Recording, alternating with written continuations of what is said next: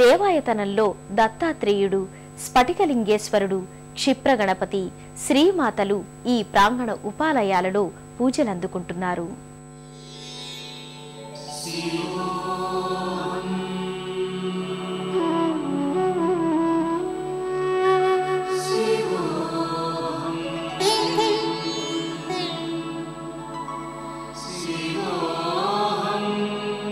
స్ఫటికలింగేశ్వర స్వామి గర్భాలయంలో నీలాకాశవర్ణ నేపథ్యంతో జల క్షీరాది అభిషేకాలు జరుగుతాయి. ఆకాశ గంగా జల కలశం పైన వ్రేలుతూ ఉంటుంది. తెలుపు, నలుపు రుద్రాక్ష మాలికలు లింగాన్ని శోభస్కరం చేస్తుండగా క్షీరాభిషేకాలు జరుగుతాయి.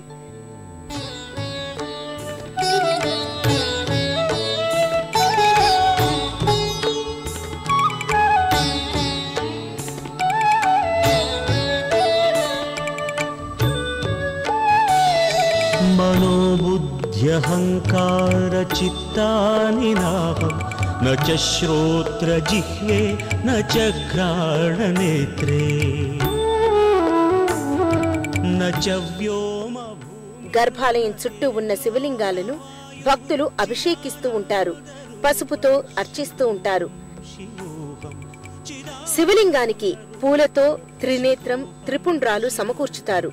లింగానికి బిల్వ పత్రాల్ని హత్తాళిస్తారు.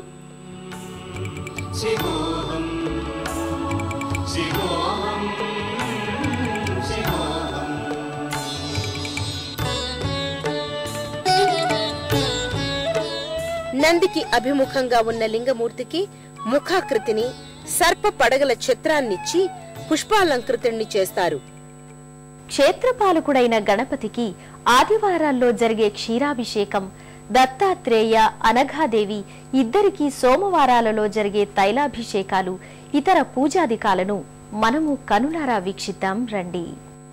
గర్భాలయంలో రజత తలాటం క్రింద శ్వేత వస్త్ర కౌపీనధారిగా దర్శనమిస్తాడు. క్షిప్ర గణపతి జల క్షీర దధిఘృత శర్కరాభిషేకాలను స్వీకరిస్తాడు.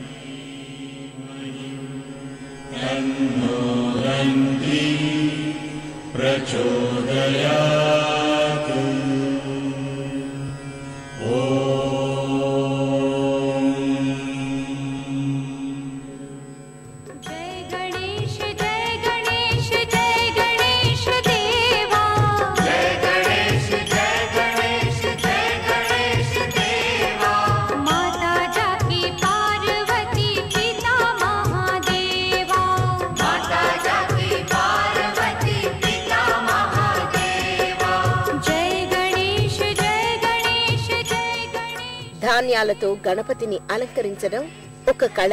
తుండాన్ని పెసరలో, కళ్లకు తెల్లని ధాన్యాలు, పై హస్తాలకు, క్రింది హస్తాలకు, వక్షస్థలానికి ఒకే రకం పప్పు ధాన్యాలతో అలంకరిస్తారు.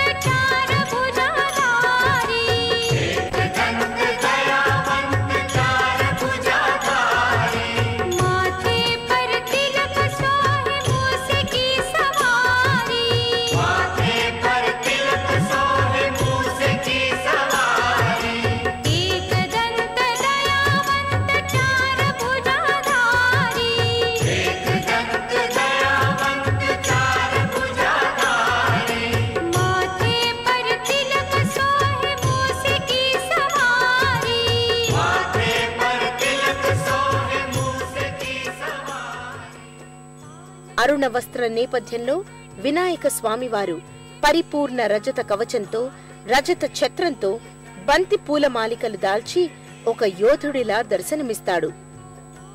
క్రింద మూషికం కూడా వెండి కవచం ధరించి కనిపిస్తుంది.